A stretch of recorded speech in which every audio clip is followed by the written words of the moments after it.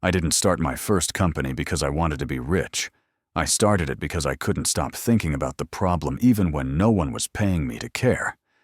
It began as a hobby, something I worked on late at night, after my real job, telling myself it was just for fun, while secretly hoping it might become more. That's how most passion projects begin quietly without permission. What nobody tells you is that turning a hobby into a profitable startup is not an upgrade. It's a transformation, and not all parts of what you love will survive it. In the beginning, passion is fuel. You don't need discipline because obsession carries you. You work longer than you should learn, faster than you thought possible, and forgive problems that would frustrate a rational person because curiosity keeps pulling you forward. This is the romantic phase everyone celebrates. Friends admire your dedication. Online posts talk about doing what you love. But passion is blind. It hides inefficiencies. It excuses avoidance. And if you're not careful, it tricks you into confusing personal enjoyment with market value. The first painful lesson comes when you realize that loving something does not mean anyone else needs it. I've watched countless founders build beautiful products around their own taste, their own workflows, their own pain, and then stare at empty analytics dashboards wondering why the world didn't immediately agree. A hobby answers to you. A business answers to customers. The moment you decide to charge money, the relationship changes. Your passion is no longer the point. The problem you solve is. This is where many founders get stuck, because letting go of creative control feels like betrayal, even though it's actually maturation. When I tried to monetize my passion project, I made the classic mistake of protecting it too much. I underpriced because I didn't want to feel greedy. I avoided sales conversations because they felt uncomfortable. I resisted feedback that suggested changes I didn't personally like. In hindsight, I wasn't being pure. I was being afraid. Turning passion into profit forces you to confront parts of yourself you can avoid when it's just a hobby, your relationship with money, rejection, and responsibility. Once people pay, they expect reliability, not inspiration. Deadlines replace vibes. Consistency replaces bursts of brilliance. There is also a quieter loss no one warns you about. The thing that once relaxed you now carries pressure. Every bug feels heavier.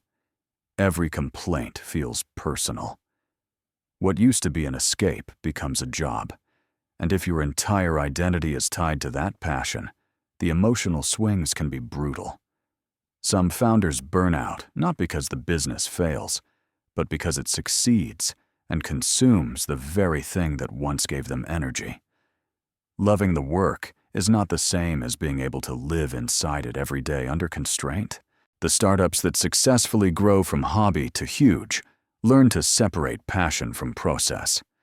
They keep the curiosity, but add structure. They protect the mission, not the methods. They understand that passion should guide why you start, not how you scale. This is where professionalism enters, and professionalism is not the enemy of creativity. It's what allows creativity to survive contact with reality. Systems don't kill passion. They keep it from collapsing under its own chaos. Another hard truth is that monetization is an act of respect, not exploitation. If what you've built genuinely helps people charging for it, creates a signal of value and a feedback loop of accountability. Free users are polite. Paying users are honest. They tell you when something doesn't work. They force you to improve. They turn your hobby into something that can outlive your personal energy.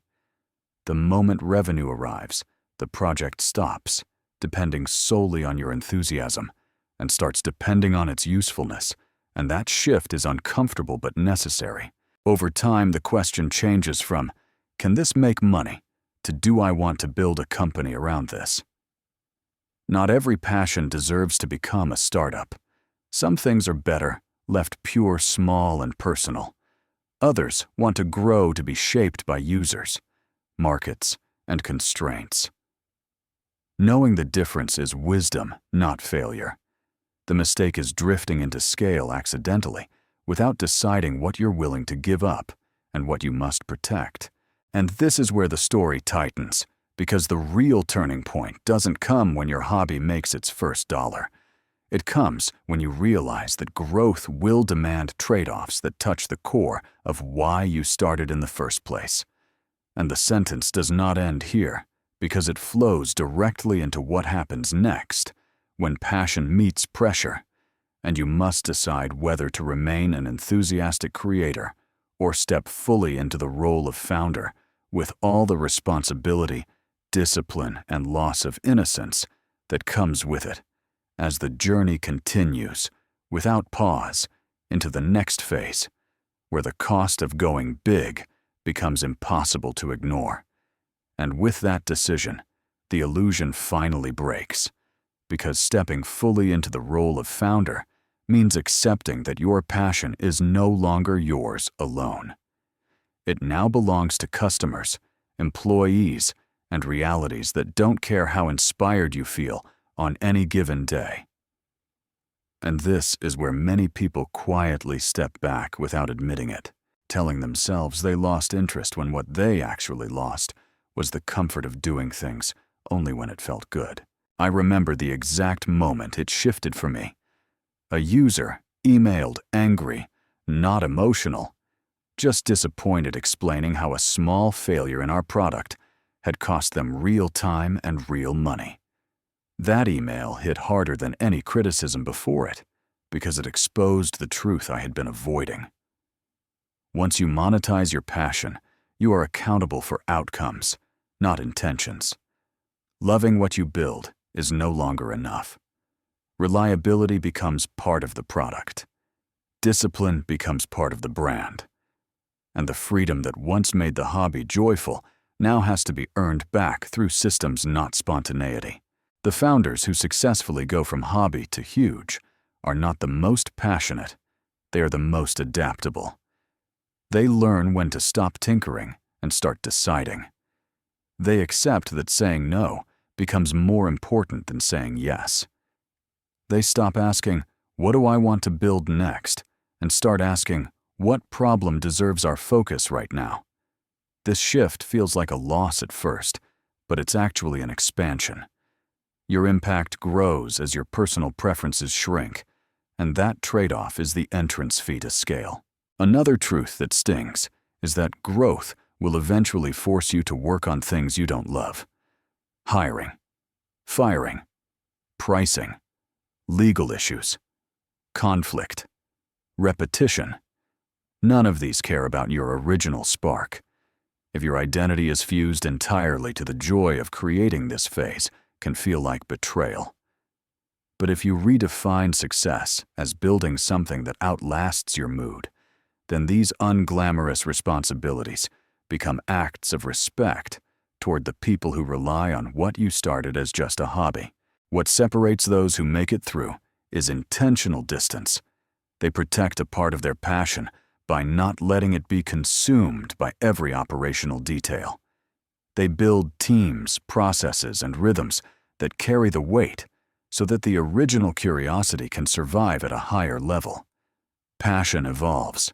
It stops being about hands-on creation and becomes about stewardship, about watching something grow beyond what you could personally produce and finding meaning in that transition instead of mourning the loss of simplicity. In the end, turning your passion into a profitable startup is not about staying inspired. It's about choosing commitment over comfort. Passion gets you to the door, professionalism gets you through it. And the founders who truly build something big are not the ones who cling to how it felt in the beginning, but the ones who are brave enough to let that version of themselves go, so a stronger one can take its place. If you're standing at that crossroads right now, unsure whether to keep it a hobby or let it grow into something heavier and more demanding, leave a comment and share what you're afraid of losing or hoping to gain. Because naming that fear is often the first real founder decision you'll ever make. and if you want more stories from the long road between passion and profit. Subscribe and stay with me, because this journey doesn't get easier, but it does get clearer the longer you're willing to walk it.